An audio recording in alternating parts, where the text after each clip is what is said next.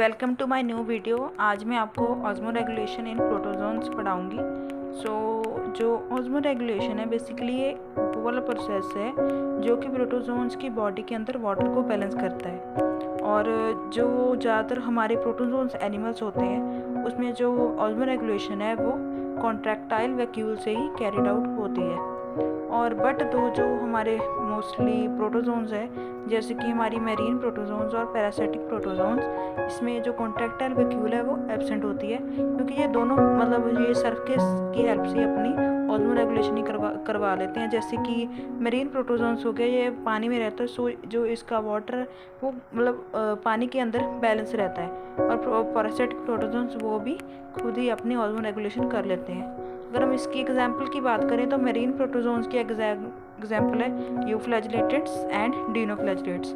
और parasitic protozoans में amoeba हो गया, सीलियोफोरा वगैरह हो गया। और इन अमीबा जो ऑस्मो रेगुलेशन है वो कॉन्ट्रैक्टाइल वैक्यूल से ही रेगुलेट होती है। कॉन्ट्रैक्टाइल वैक्यूल बेसिकली जो एक्सेस ऑफ वाटर है बॉडी के अंदर उसको ऑब्जर्व करके और सरफेस के ऊपर रीच करता है और देन ये रिएप्चर हो जाता है।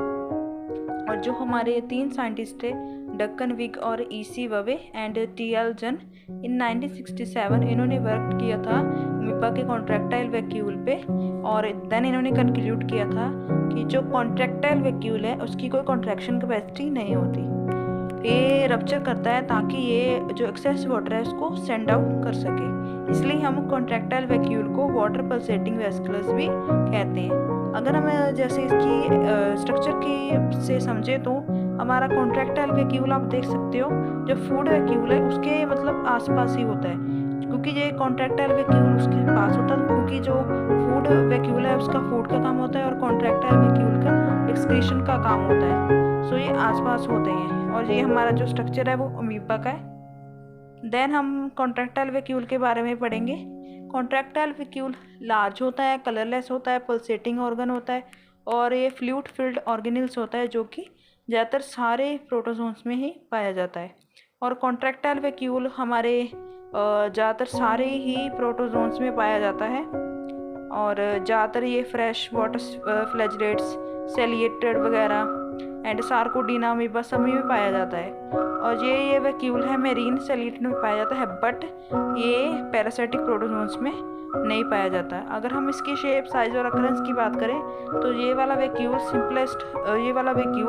सार्कोडीना, जिसकी जैसे कि हमारा अमीबा हो गया, उसमें इसकी सिंपलेस्ट फॉर्म पाई जाती है। और सार्कोडीना के केस में कॉन्ट्रैक्टाइल वैक्यूल है वो कलरलेस होता है, वेसिकुलस होता है और इरेगुलर इन शेप होता है और ये एक लिमिटिंग मेम्ब्रेन से बाउंडेड होता है। और जो ये वैक्यूल है वो माइटोकॉन्ड्रिया और सम एसेसिटी वैक्यूल से सराउंडेड होता है।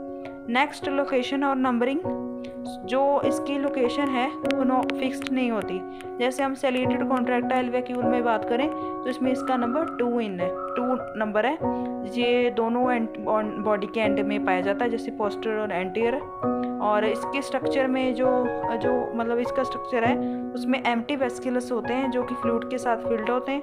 और जब हम इसको अंडर द इलेक्ट्रॉन माइक्रोस्कोप में देखें तो जो स्टडी की गई थी कि ये एक मेम्ब्रेन से लाइंड है जो कि लिपिड्स और प्रोटीन की बनी होती है।